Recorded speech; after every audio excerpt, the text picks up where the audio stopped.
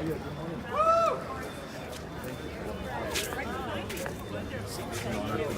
your friend? Maddie. Maddie. Oh, yes. I'm a really good friend who needs me for a selfie. Hey, Welcome to New Hampshire. thank you very much. Nice to meet you and Maddie. Thank you. Mind if I just do a quick one? Hey. Got it. Yeah. Hey, good luck. Thank you. Yeah, we're really happy to have you here. Here you go, sir. Oh, hey, thank you. Welcome. Hey. Hey, good morning. Welcome to New Hampshire. Thank you. Thanks for being here. Thank you so much. Good morning. Good morning. Good morning. Good to see you. Good morning. In a month. Yeah. Good morning. Ask us how long we've been here. Good morning. Yeah. What did you want me to ask? Ask how long we've been here. How long have you been here? 7 Oh miles. my gosh. Good morning. Buenos dias. Yeah. Sounds real good. Thank you all for welcoming us here, especially those who waited for a little while for us to show up, and even those who were just innocently walking down the sidewalk when we arrived. Everyone welcome. Real honor to be here in your community. Absolutely beautiful, as is this state. Been driving it for the last 2 days. We're visiting every single one of the 10 counties on this trip. Incredibly dramatic when we're looking out the windshield as we're driving down the road, and absolutely beautiful when we're listening to people who care so much for this democracy, take their responsibility and role so seriously to make sure that the candidates who come before you, answer your questions, are accountable to you, and that we select the best possible nominee to defeat Donald Trump in November 2020. And then to be able to hit the ground running in January of 2021 on every single one of the significant issues that we face. Making sure that in the wealthiest country on the planet, we can afford to take care of one another so everybody can see a doctor, every child to a therapist, everyone able to live to, learn to, earn to their full potential. An economy that serves a few too well and too many working too many jobs just to get by. We need to make sure that if this political democracy is to survive, we have something approaching economic democracy. There must be equal opportunity for a job, for higher education, to create wealth, to start a small business, to buy a home. Those things that too many take for granted and too many more do not have available to themselves in their lives. And if we are going to face the absolutely most important challenge before us, the one that our kids and their kids and the generations that follow are counting on us to confront, climate change, which we know is caused by our own emissions, our own excesses, and our own inaction.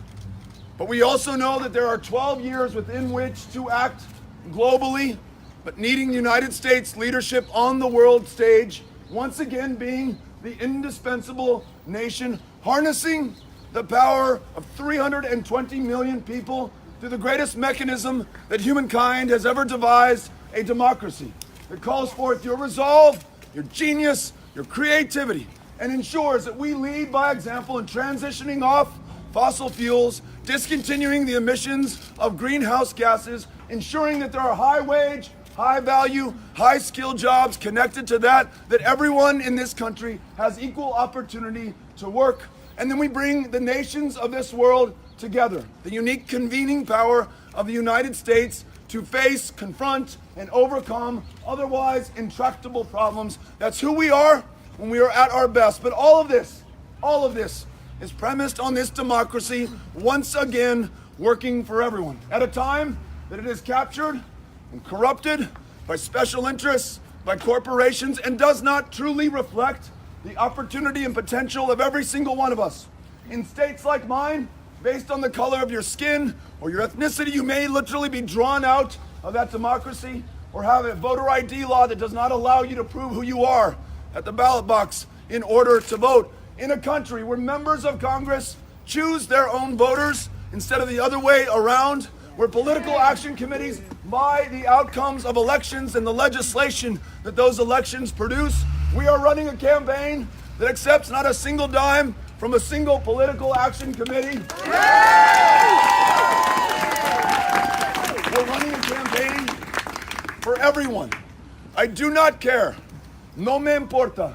If you're a Republican or a Democrat, if you come from a rural or an urban community, if you can trace your family tree back 10 generations, or if you just got here 10 days ago, who you love, to whom you pray, whatever the differences are, do not allow them to divide us now at this moment. Let's bring this country together around the challenges that we face. That's what has brought us to Portsmouth today. We are grateful to be here with you. We're going to go inside and be able to answer some questions. And then if you are interested in still hanging out, Cynthia's going to do her best to ensure that we take some pictures and get a chance to say hello. But last and most important thing, and I know that you are counting on this from me and every other single contender for the Democratic nomination, we will be back again and again to meet you again, to listen to you, to answer your questions, to meet your friends and family and neighbors. It's the only way that this is going to work. It's the only way that I have any chance of earning your vote. It's the only way that we're going to bring this state, this country, our people together and do the big work before us. Thank you for having us out here today.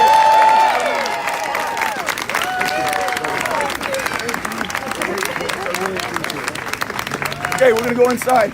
Thank you all. Thank you so much. Gracias. Okay. Thank you, Beto. You got 2 on. Thank you. Hi. Hi, nice to meet you. Beto. Thank you, sir. Thank you very much. You're welcome. Thanks.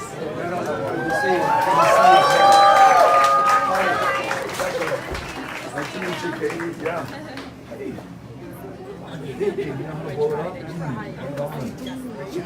Hi. Beto. Thank you for having us out. Okay. That sounds good. Okay. Hi. Thank you for having us out.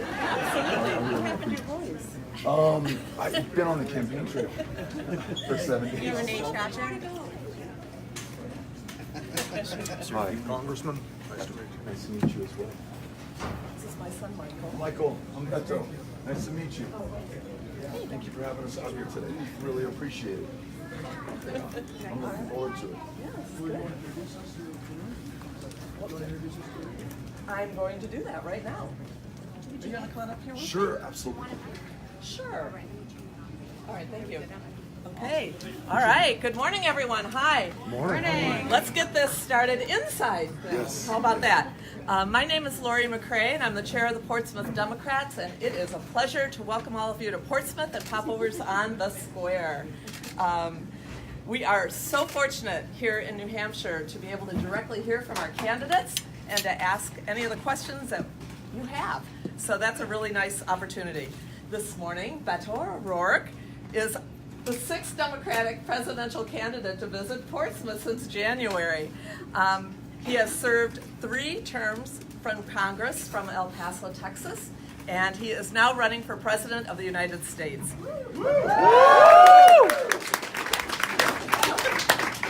He is meeting voters across the state and traveling to all of our 10 counties while he's here on his 2-day visit.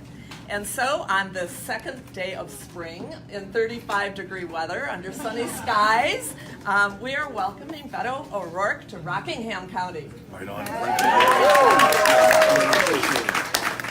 Good morning.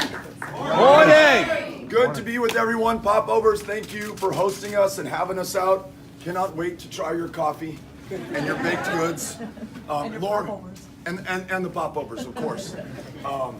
Lori, Michael, thank you for having us out and bringing all these amazing people together. And to each of you, thanks for taking some time out of your day, out of your morning, out of your life to take your responsibility and your role selecting the next Democratic nominee so seriously. I understand that I am the 6th of what may be 13 or 14 or 37 different Democratic nominees, potential nominees to come to this community. And it is a huge honor. And I take my role and responsibility just as seriously. I want to make sure that I have the chance to introduce myself to you to answer your questions, to share with you my vision for leadership for this country at this defining, pivotal moment. First, by way of introduction, I bring you greetings from my hometown of El Paso, Texas. It forms one half of the largest binational community anywhere in the Western Hemisphere, connected with Ciudad Juarez by the Rio Grande River, both of us sitting in the Chihuahuan Desert at the foot of the Rocky Mountains at base elevation of 4,000 feet. It is stunningly beautiful in our own way, in our own right, just like this place and this state is stunningly beautiful in a different way, in your own way, in your own right. Those 3 million from 2 countries speaking 2 languages with 2 distinct histories come together, joined, not separated, at the border to form something far greater, far more powerful than the sum of their parts or the people there. My kids, all 3 of them go to world-class public schools, dual language programs, where one day they're learning math in English, the next day they're learning math in Spanish. They're making the most of where they live in the same schools where if their grandparents had dared to speak Spanish, they would have been disciplined, suspended if they persisted, expelled. Those public school educators in those classrooms brought these programs to fruition, made the best and the most of who we are. In El Paso, Texas, by the way, the defining border city, one of the safest cities in the United States of America. And that is not in spite of the fact that we are a city of immigrants. A quarter of those with whom I live were born somewhere else, chose us, came to this country, very often penniless, strangers in a strange land, trying to get ahead for themselves and for their kids, for sure, but also called to us and wanting to contribute to, not take from, the American dream. I would argue that their very presence makes us stronger, makes us more successful, and yes, I know this flies in the face of the rhetoric from the president and the conventional wisdom, but they make us safer and more secure. When we treat one another with dignity and respect, we are able to get the security that we crave for our families and our communities. And I'm here to tell you a profoundly positive story from the U.S.-Mexico border. We do not need any walls. $30 billion, 2,000 miles long, 30 feet high, that will not be built on the international boundary line, which is the center line of the Rio Grande River. That wall will be built well into the interior, on someone's ranch, someone else's farm, someone else's home. You and I will be forced to take their property to solve a problem that we do not have. 400,000 apprehensions on our southern border last year. In the second year of the George W. Bush administration, it was 1.6 million apprehensions. And those 400,000, so many of them are kids. Too many of them arrived here alone. Some, if they are lucky, came with their parents.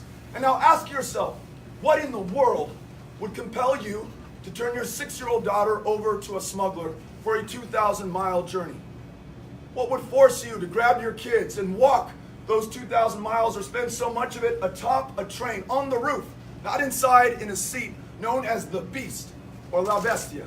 You only do that when you have no choice, when your government can no longer protect your kids, where you know death is imminent. In this country, comprised of asylum seekers and refugees and immigrants from the world over for as long as we have been a country, loses sight of that at our own peril. The things that we are doing now to our fellow human beings will last with us, will be part of our children's memory of us and our shame until we make them better. At that most desperate and vulnerable moment, when that mom has shown up at our front door at the Texas-Mexico border with her little kiddo, to take that child from her, to deport her back to the very country from which she fled, to afford neither of them any hope of seeing each other again, is inhumane.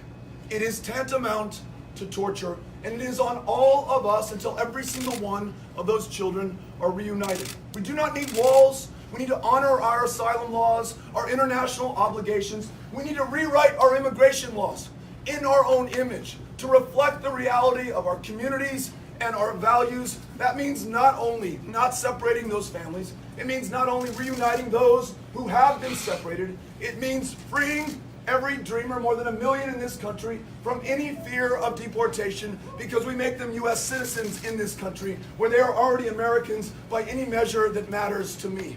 I want to make sure that that doesn't happen at the price of their parents, the original dreamers who brought their kids here in the first place. That it doesn't come at the cost of militarizing our communities or building a wall that we do not need. I want this country to live up to its promise and the greatest expectations that we, and more importantly, our kids have for all of us. I want to make sure that in a country where millions cannot see a doctor or afford their prescription, some even with medical insurance, where those same families are unable to take their child to a therapist so she is well enough to learn to her full potential at the next day of school, in a country, the wealthiest the world has ever known, that loses its citizens to diabetes, to the flu, to cancers that are otherwise curable. I want us to find the political will, the resources to guarantee high quality care for every single one of us, wherever we are, regardless of our income, our fortune, our fate, or our luck. I want to make sure that this country that has too many, working too many jobs just to get by, those school teachers and cafeteria workers and nurses and librarians and school bus drivers, they have the most important job I can think of, ensuring the success of our kids. And out of their own pocket, on average in Texas, it's between $800 to $1,000. They pay for the decorations in the classroom, the school supplies for kids who do not have them, but also for that kiddo who shows up and is part of the free and reduced breakfast and lunch program, but has no warm meal to go home to at the end of the day. So often a school teacher or an educator is buying that meal. Or that kid who shows up in the same pair of jeans and t-shirt Monday, Tuesday, Wednesday, Thursday. By Friday, out of her own pocket, that school teacher has bought a new set of clothes, understanding that kid's ability to learn is tied to his sense of self, his dignity. She makes that investment. School teachers across this country are working 2, in some cases 3 jobs right now. And not only is that penny wise and pound foolish, the long-term cost to those families of educators is going to be devastating. But those kids who depend on that teacher's ability to unlock their lifelong love of learning, once done, no stopping that kid and what they are going to do over the course of their life, we're losing out on that opportunity as well. This country, one of the largest economies, once the indispensable nation, has a unique opportunity at this moment, not just on these domestic challenges, but on a global crisis that we face and that we help to create. Climate change, the scientists tell us, and I for one still listen to the scientists now 300 years after the Enlightenment, it's about time, that the 1 degree warming that we have seen since 1980 is caused by our own emissions, our own excess, our own inaction. And if this planet warms 1 more degree Celsius, we really, for all intents and purposes, and for every generation that follows ours, we lose it forever. The devastating wildfires, the floods that we see in the Midwest, the 58 inches of rain that fell from the sky on Houston, Texas, the landfall record set in 2017. For as long as we've been keeping records in North America, the droughts through which our farmers are barely persisting, that undermine our ability to grow our own food and fiber, to feed and clothe not just ourselves, but so much of the rest of the world, all of that is jeopardized. The refugee flows from one of the greatest humanitarian crises in Syria, precipitated by the greatest drought that country had ever seen. We are in the midst of climate change right now, and it is only going to get worse. Now it is a matter of how much worse. And we, the scientists also tell us, have 12 years in which to answer that question. 12 years within which to act. If we can free ourselves from a dependence on fossil fuels and a gross emission of greenhouse gases, not only will we do better, we'll be able to set the example for the rest of the world. And ask China, which has 4 times the coal-fired plants than the United States does, to do their part. India and other developing countries. The rest of the world has to come together, and the United States has this unique opportunity to reassert ourselves on the global stage, to be that indispensable nation, and to meet the challenge before us. To be defined not by our pettiness, or our smallness, or our fears, which dominate so much of our national politics and the national conversation right now. Instead, I want the people of the future, looking back from the year 2050, my kids, your grandkids, to look back on us with pride, to know that we were defined by our ambitions, our aspirations, our resolve, the ingenuity that we brought to bear on these challenges, and we got the job done. That's why I'm running to serve you as the next president of the United States of America, and why I'm so grateful to be here with you in Portsmouth today. Thank you for having us out. Thank you, Lori.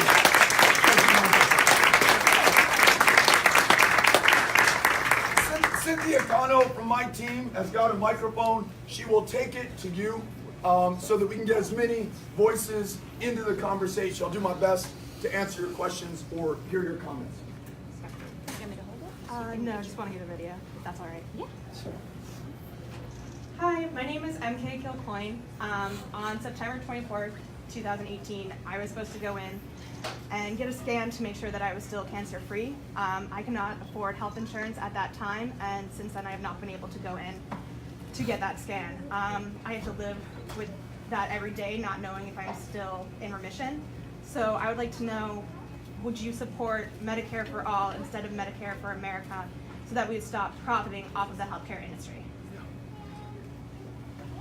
First of all, thank you for your courage in telling us your story to make the case not just for yourself, but for all Americans. You should be able to depend on the ability to see a doctor, get the care or treatment that they need. You asked me about two competing proposals, Medicare for all and Medicare for America. I think both are good and that they get us to the goal of guaranteed, high-quality, universal health care for all Americans. The bill that Jan Schakowsky and Rosa DeLauro wrote, Medicare for America, I think gets us there more quickly than any alternative that I've seen. Because what it says is, if you like your employer-sponsored insurance, you like the network that you're in, you like the doctors that you can see, you're happy with that, you can keep it. If you do not like your employer-based insurance and want to enroll in Medicare, you can. If you have no insurance whatsoever, or you are underinsured today, you can enroll in Medicare as well. Then if we invest in the Medicare program and we make that the program of choice, not only have we already gotten to universal guaranteed health care for everyone, but people can choose, instead of being forced, to move over from private employer-based insurance. I know you and I, based on your question, and my response might come down on this one a little bit differently. I want to make sure that we do not lose sight of the common goal, which is just to ensure that everybody can see that doctor, afford their medication, go to that therapist, that we can understand that right now we're treating mental health care in our county jails, the largest provider of mental health care services in states like mine, perhaps in states like yours as well. So many different ways to get there. That's the path that makes the most sense to me to get us there as quickly as possible. Appreciate your question. Here's Thank you our very next much. question. Yeah. Thank you. A little bit to the back. Thank you. Hi, my name is Beto. I'm here in Portsmouth. My husband Ken passed away in 2017 due to young onset Alzheimer's disease. He had it for 12 and a half years. My mother was living with us at the time, and she was diagnosed with Alzheimer's 7 years ago. She's 92. My sister was diagnosed last summer. So I know you know the statistics that, with the baby boomers coming by 2050, there'll be 14 million Americans at 1.1 trillion. We're on track to make our Medicare and Medicaid. I know firsthand after 14 years of being a caregiver, the toll this is taking on families across the country.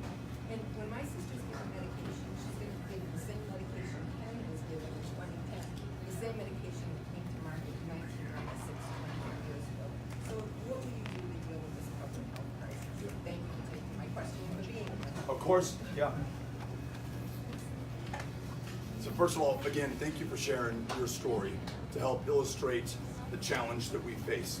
And beyond the moral imperative to which you referred, how can we allow people to suffer in this way, to die these kinds of deaths? How can we have not seen the medical and technological advancement that I know that we are capable of in this country?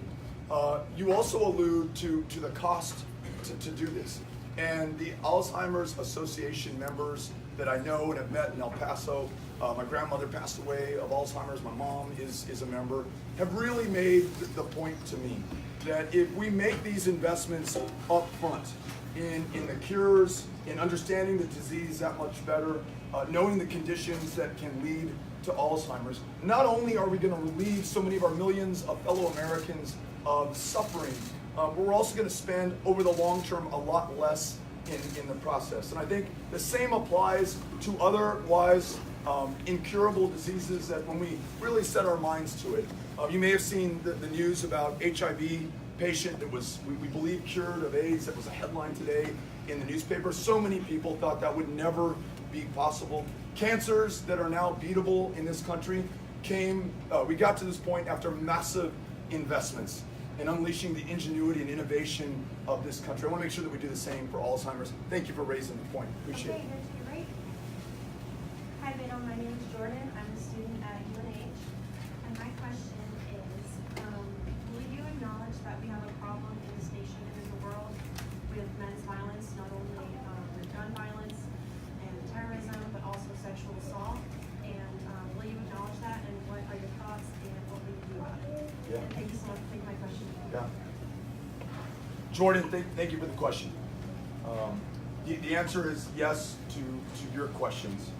The acknowledgement of a problem that we have here in this country, and I'm grateful that you acknowledge it as a problem that we have globally. Someone asked me last night about our friendship, our alliance, our partnership with Saudi Arabia, a country that comes nowhere close to giving full human rights to the women in that country, among many other atrocities and human rights violations that they have committed.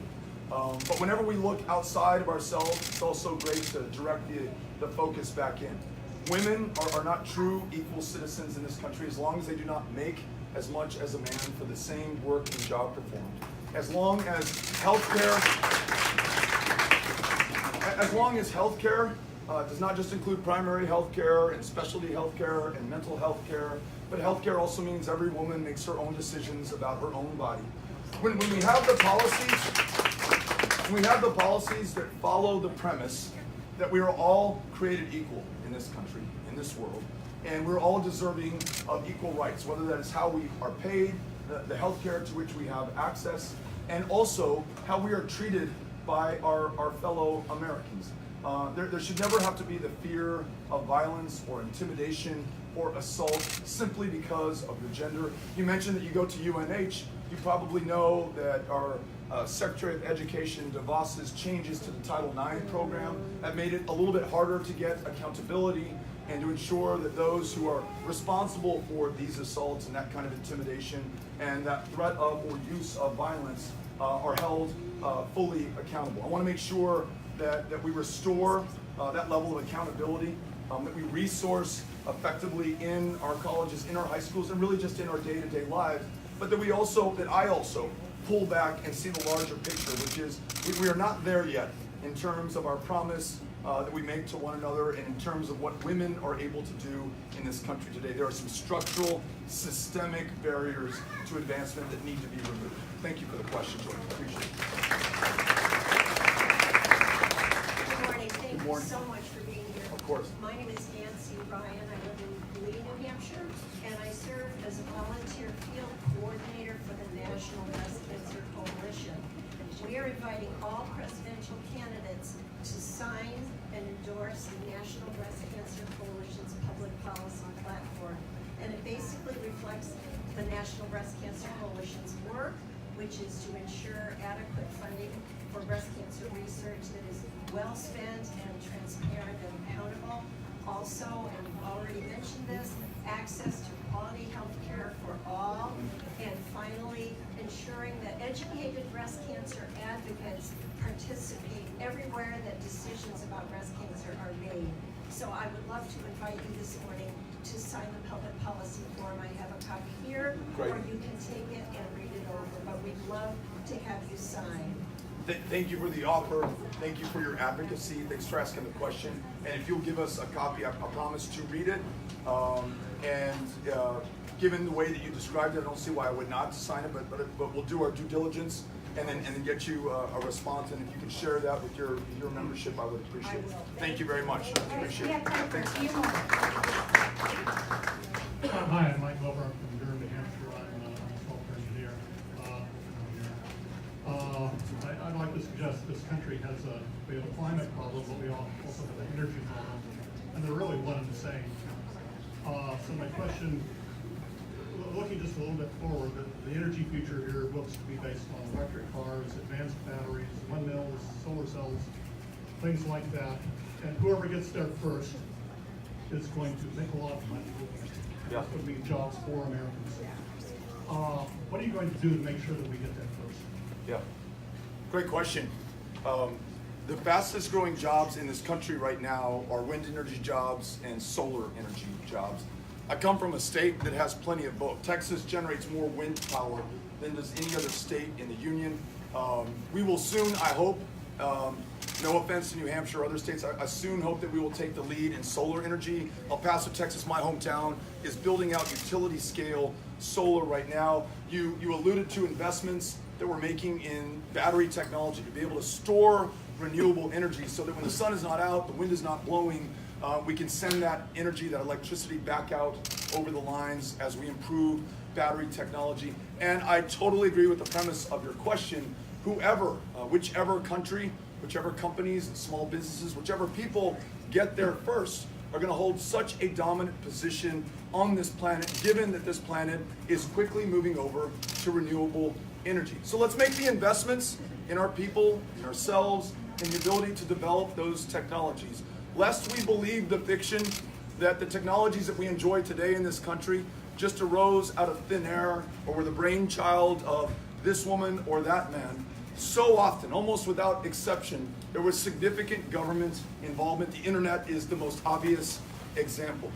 But let's also make sure that our young people and our older people who are returning to the workforce after having raised their kids or whose job was just automated out of existence are trained for the jobs that we're creating today. I was in Tucumcari, New Mexico, not too long ago, and I got to go to Mesa Lands Community College, where 100% of the curriculum is focused on being a wind turbine engineer. Those men and women who climb those towers and do the maintenance work on the outside, making really good wages in a high value, high skill, in demand occupation. We're right now creating more jobs in this state than we have qualified workers to fill. I spoke to your Senate Majority Leader yesterday.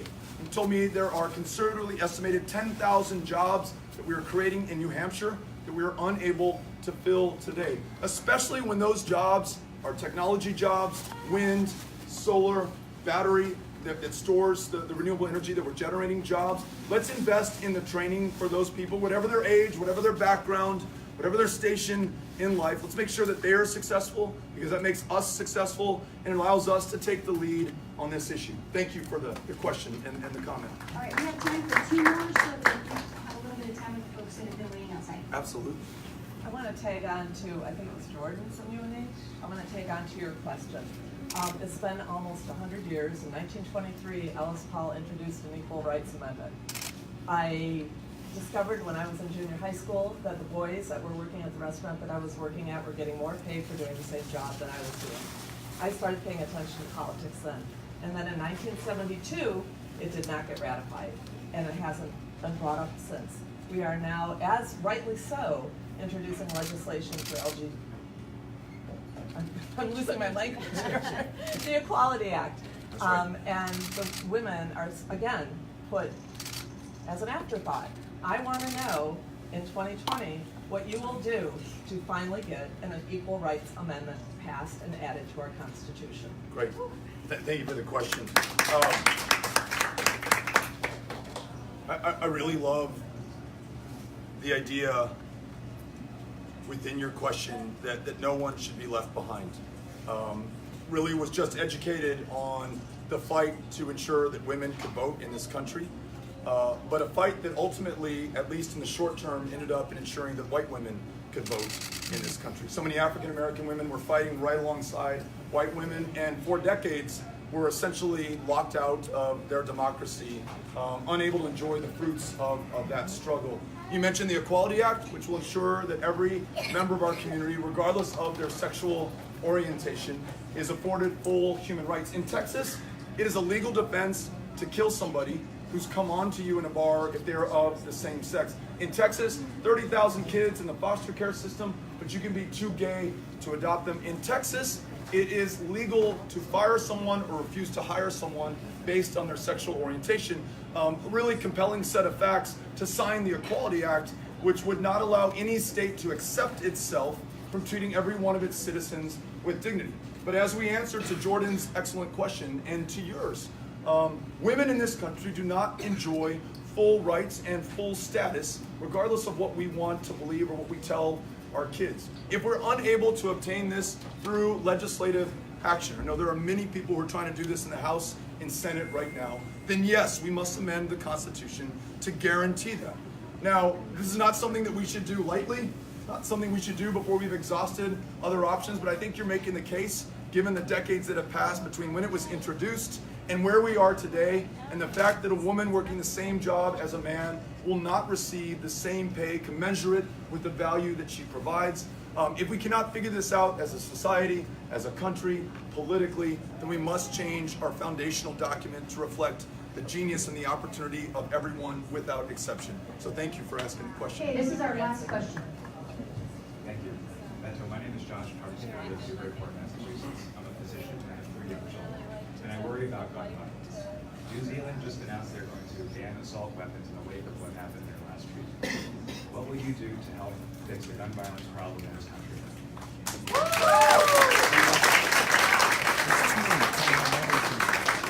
But question is, what do we do about gun violence in America? I look to those who understand this issue better than anyone else. Always looking for stories of success wherever we go in this country. In New Hampshire, I've seen a lot of it. On student loan indebtedness, when Jordan, if on average you reflect the average, you may graduate with $37,000, $40,000 of student loan debt on your backs. I've been talking to your representatives, people in these communities, about how we can ensure free community college, being able to go to a public university debt-free. These are ideas coming out of New Hampshire. On opioid crisis, this idea of safe stations, being able to go to one of these first responders and without being entangled in the criminal justice system, get the care and the help that you need. Also holding these big pharmaceutical companies accountable for the death and devastation that they have produced. Gun violence, there was a horrific school shooting in Santa Fe, Texas. One of those students who survived it was interviewed in the wake of that shooting, asked whether she was surprised that a gunman walked into her school and began killing her fellow students. She said, at some point we expected this to happen. Our first grader last year coming home from school, telling Amy and me that he just participated in an active shooter drill. And I told you how much those teachers are already doing in our classrooms, that they now have to contemplate standing between somebody who comes in with a weapon designed for war, designed for use on the battlefield, and those kids for whom she's already sacrificed so much. That's nuts. That should not be us. 30,000 gun violence deaths this year, the next year, every single year until we change things. Either we deserve it, this is an act of God or of nature which we must accept, or this is a human-caused problem with a human solution. The human solution that you're asking for, in my opinion, universal background checks for every firearm that is purchased, regardless of who you are or in which state you live. Those states that have adopted them have seen a near 50% reduction in gun violence in their states. Let's extend that to the entire country. And then you ask about these weapons of war. You listen to emergency responders, surgeons, the doctors and nurses who work in the ER. A handgun wound, if the bullet does not hit your heart or a major artery and we get to you in time, we're going to save your life. An AR-15, which is a variant of a weapon of war designed for the express purpose of killing people as effectively, as efficiently, in as great a number as possible on the battlefield. If you are shot with one of those high-impact, high-velocity rounds, it's going to blow a hole out your back the size of an orange. Your internal organs will be shredded. We will not be able to revive you because that's exactly what it's supposed to do. Keep that enemy soldier down on the ground. We have no business selling these weapons of wars into our communities unless we expect this kind of carnage that we saw in New Zealand, that we saw in Santa Fe, that we see all over this country. Last thing, let's make sure that in addition to these school shootings, shootings in churches, shootings in concerts, which seek to terrorize us and terrify us, and they do, let's also acknowledge that at 1 or 2 at a time, all over this country, in cities big and small, we are losing people, far too often people of color. They're killings so numbingly common they do not even make the headlines or the news. So yes, let's protect kids in schools, absolutely. I've got 3 school-age kids myself. But let's also make sure that every life is of value in this country. And we do our best to save every single one of them. Sensible gun legislation can allow us to do that. Thank you for the question. Okay.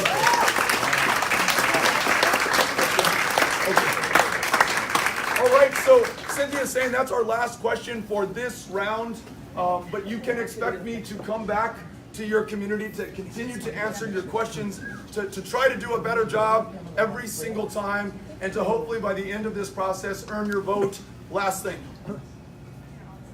On that note, come summer of 2020, we will have selected our nominee. And whoever she or he may be, I want to make sure that we are all on the same team. We do everything within our power to ensure that they are successful against Donald Trump. But not only that, when they hit the ground January of 2021, they have our full support, a movement behind them to ensure that we confront and overcome every single one of those challenges. Let's bring this country together. Thank you all.